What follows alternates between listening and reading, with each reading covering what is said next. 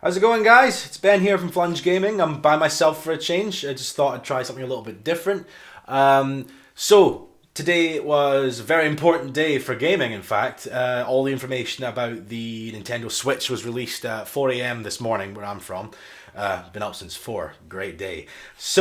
Basically, someone's laughing off screen. I watched the entire event from start to finish. I waited until just now to say anything because I had some things to do earlier.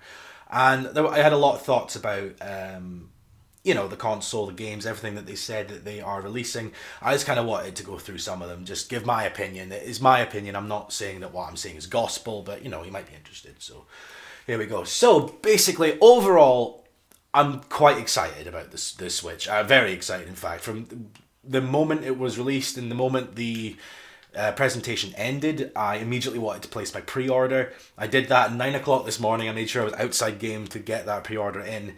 I'm getting it, absolutely. But there was a couple of things along the way that maybe I didn't enjoy as much, but I'll get to that in a minute.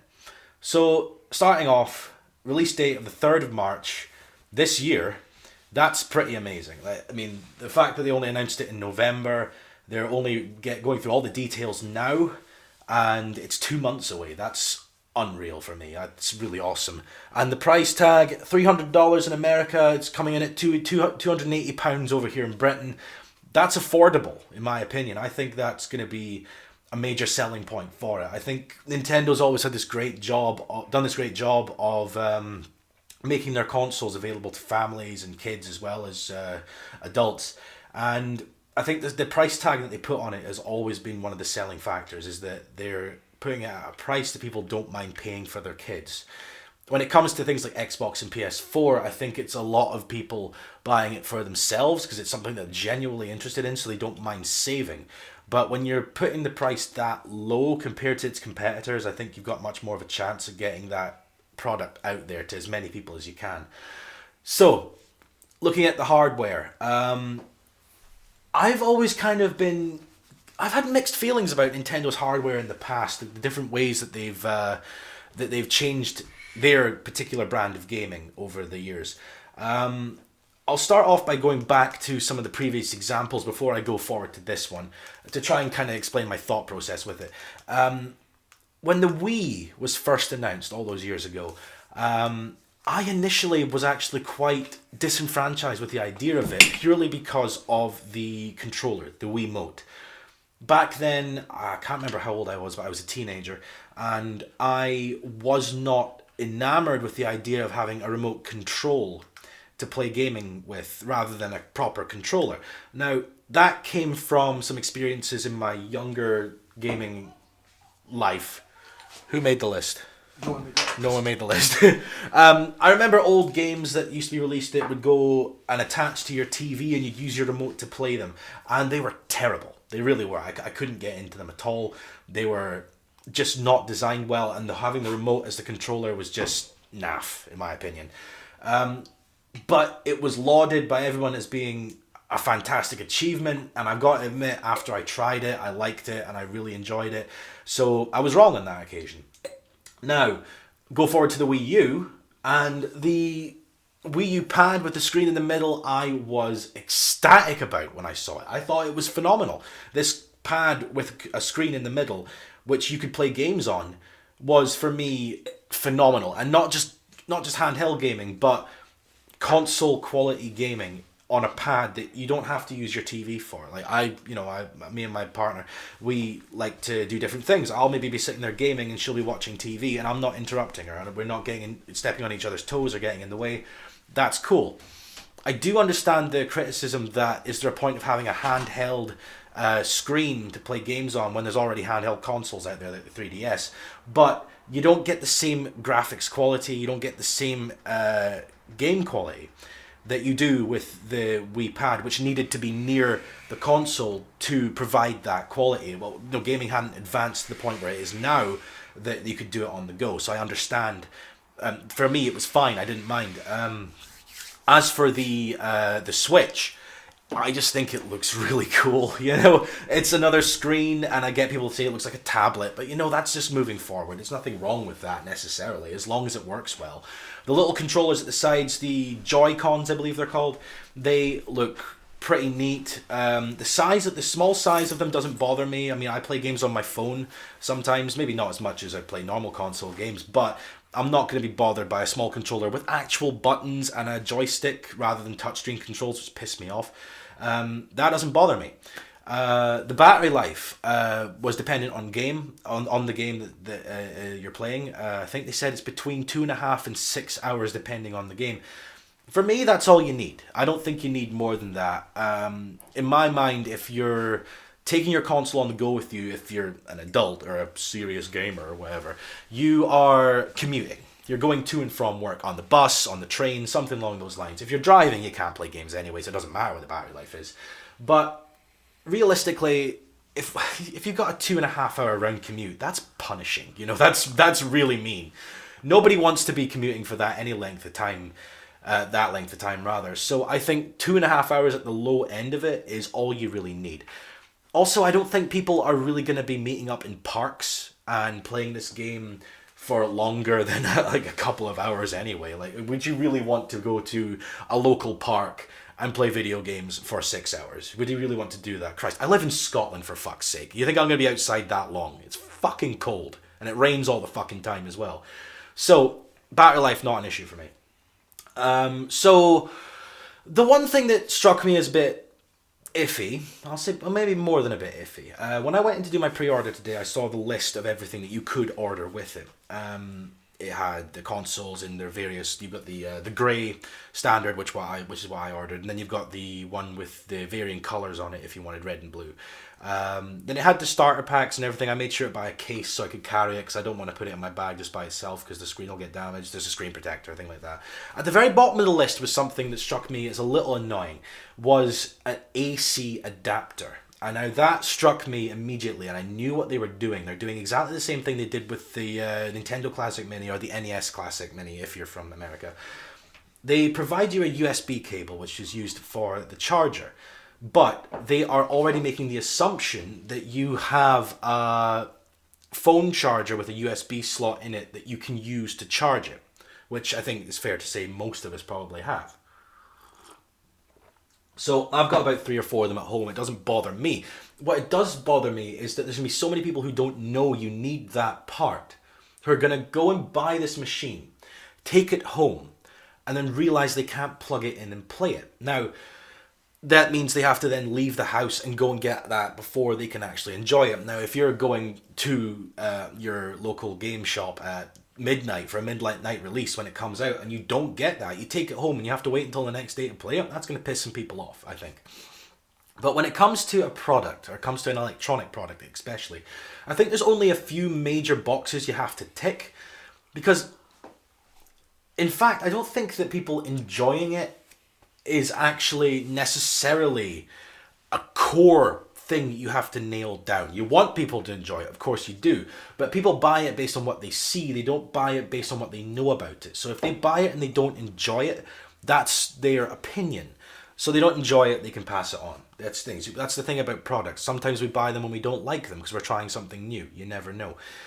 But the core function of a machine, an electronic device, is that basically it has to work. If you don't have that vital piece of machinery that allows your machine to work, I feel like they're doing you a disservice and they're actually misleading you somewhat. I don't really agree with that because it means that you've got something you can't use until you shell out some more money to buy something.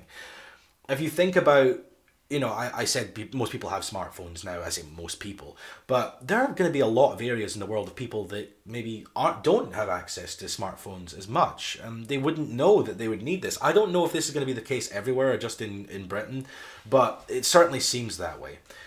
So that slightly annoyed me. Another thing that, it's annoyed me, but I understand it, is the fact that Nintendo is now going to be charging a subscription fee for online play, which I could see coming over the years because they've given you free gaming online for so long now.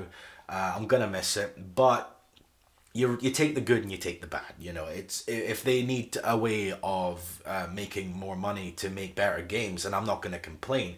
But I get it's going to be something that's going to piss someone off. It doesn't really affect me personally, and I'll admit that because I have enough money that I can afford that. That's me personally.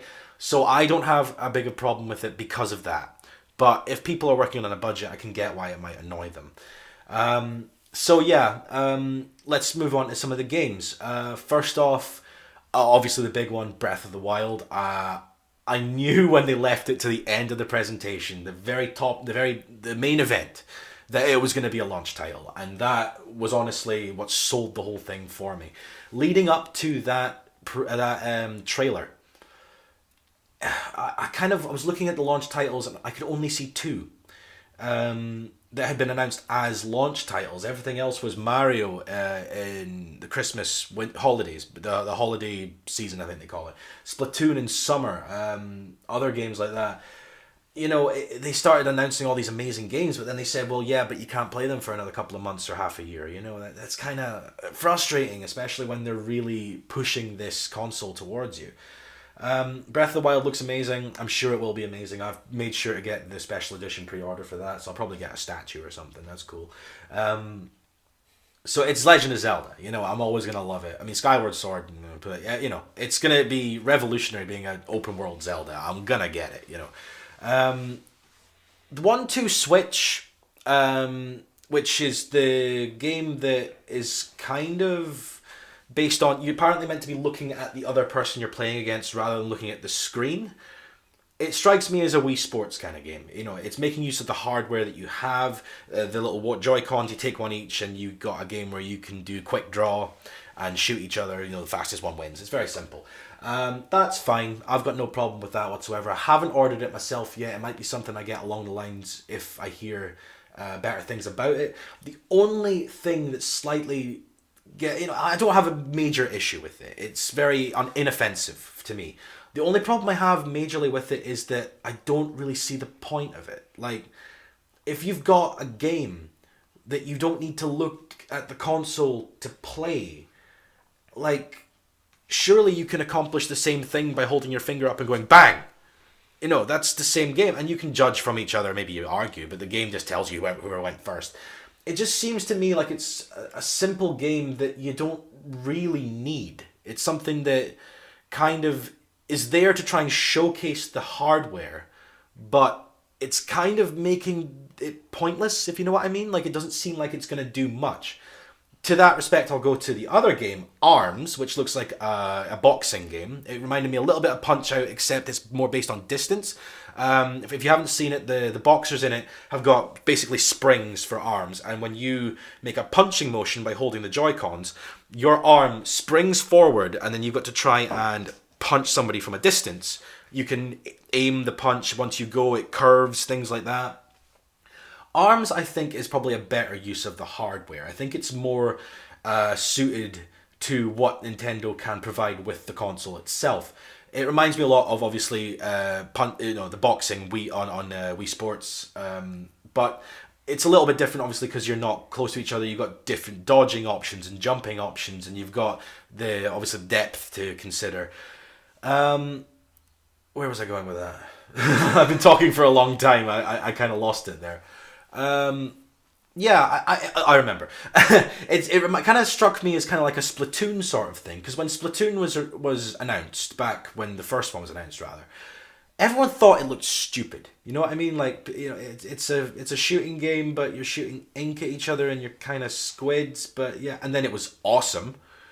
This game kind of strikes me as something that might come across that way. Like, it looks stupid now. I mean, it might look stupid to some people. I kind of like the design. But it could end up being incredibly playable, incredibly fun. I'm actually looking forward to it. That's one of the two games I've ordered is ARMS and Legend of Zelda. So, those are the major launch titles, I think. Forgive me if I've forgotten one. Skyrim's going to be on it. Definitely going to get that. Don't know when it's released. They didn't really tell you an exact release date for it. When I went into game, they couldn't tell me an exact release date for it. But either way, I'm going to be getting it for the Wii U because I would like to play the new Skyrim on the go. I like to be able to take it with me.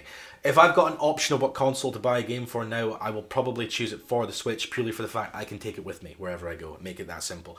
That's definitely a major selling point for me. The fact that you can carry it around now. That's the gimmick of the console, and it's working in my opinion. It's worked on me anyway. So Skyrim's going to be awesome. It's Skyrim. What do you expect?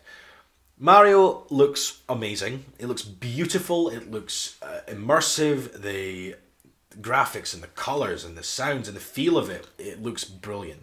And the level design where you're interacting with people in a real world. He's supposed to be coming to our world. It looks pretty awesome. I'm excited for it, but like I say, it's not until Christmas. So I'm not going to talk about it too much right now because there's not much point. It's that far away. Splatoon 2 looks like another Splatoon, but made with updated character design. I'm hoping new levels definitely will be. I'm hoping that they kind of twist it up a little bit. They add something else into it that wasn't there before, just so it's not the same thing again. I liked Splatoon before. I really, really, really liked it. But if they're going to do it again, I want them to add something to it so that I'm not just buying the same game a second time. That's my only criticism. So to go on to some of the other games that were announced, there was a couple there that struck me as fun, but confusing. So, the ones that struck me were, what's it called? Sonic something. It's the Sonic game that's getting released. Sega have announced a Sonic game. It looks like Sonic the Hedgehog 2 for the Sega Mega Drive or Genesis if you're from America, with new levels, more to play in it. That's cool. I love Sonic the Hedgehog 2, and I would definitely get that, absolutely. My main concern with that, and my main concern with actually the Bomberman that's getting released too, although I love Bomberman, I'll definitely be getting that as well, is that my main concern is that the Nintendo Switch is just getting released on the 3rd of March, and I don't know if these are launch titles. I kind of hope they are. In my estimation, when you release a new console, the first thing you need to do with the games that you're releasing for it are show what the console can do. Give people beautiful graphics to look at. I mean, they don't have to necessarily be the most realistic, but it needs to push the console and show this is what it can do. This is what you've paid for. My concern with going back to retro classics is that they don't look like they would be using everything the console can do. And while, yeah, I'm definitely going to get them and I'm going to love them, I want them to be... How can I put this? I want the games that I get with the console on the launch to wow me, to go, holy crap, this looks amazing. It's the new Nintendo. You want it to have beautiful graphics. You want it to sound good, feel good. You want it to be immersive. At the same time, these are games that have existed before, even if they're slightly reiterated. They're nothing really new. They're going to be fun though, because we know they are. But it's not something that's going to blow you away because you've already experienced it. The graphics are exactly the same, or maybe cleaned up a little bit, but they're basically there. They're not the most amazing that the console can give you. Now, I'm not somebody that really worries about the graphical capabilities of consoles and how things look. I would take sound design and art choices over super realistic graphics any day. But if you're going to do that, you have to do it to the best that the console can provide. So I just hit the microphone there. Sorry, Mike. So yeah, that's my thought there. Aside from that, the Pro Controller looks cool. There are going to be people out there who want the Pro Controller. I'm happy with the Joy-Con and the Joy-Con holster, I suppose. So yeah, overall, I don't think I've missed anything. Unless I'm forgetting something major. EA was there. EA. It's Nintendo. I'm not fussed about sports games, I can't think of anything else off the top of my head, but that was just my major initial thoughts from the Switch reveal. And I think, and I don't want to jinx it, I hope this is Nintendo's return to form. I hope this is another Wii and not another Wii U. I love the Wii U, don't get me wrong. I love the games that are on it. But I want it to be a commercial success as well as something that I enjoy. This is the problem I've had with being a Nintendo fan over the years, is you kind of go back and forth between being on a high of loads of people loving what Nintendo are doing and really getting into the games that they're releasing and the whole, I suppose, Nintendo community. And then you go to a low where it's kind of going through a period with like the Wii U where there weren't as many people playing it. At the moment, I can probably name as many friends that I have that are with the. I can probably name on one hand how many friends I have that have a Wii U, and that's difficult sometimes, you know. Although I've got those friends, you want to have a community of people you can talk to about those games and things like that. The guys from Flunge, you know, they're brilliant. I love them. But I'm the Nintendo guy here, you know. The rest of them they're more interested in Xbox and PlayStation 4. Not to say that they don't enjoy Nintendo, but they're not passionate about it like I am. I've been a Nintendo guy since I was a kid. I kind of went through a period of with the Wii, but you know, I just hope that this is Nintendo's return to form. I really hope it is, and I'm really looking forward to the Switch. I hope you guys are too. I hope you found this at least in the least bit interesting. I'm just ranting, and I just wanted to say something because I got up at 4 o'clock in the fucking morning for this. You know, I wanted something good to come from it. But thank you for watching this video. If you made it to this far, I hope you'll be with me in welcoming the Switch when it arrives. I want to get as many videos for Flunge done with it as soon as it comes out. And yeah, let's just see what kind of crazy ride we're in for this year. And anyway, until next time, keep on flunging.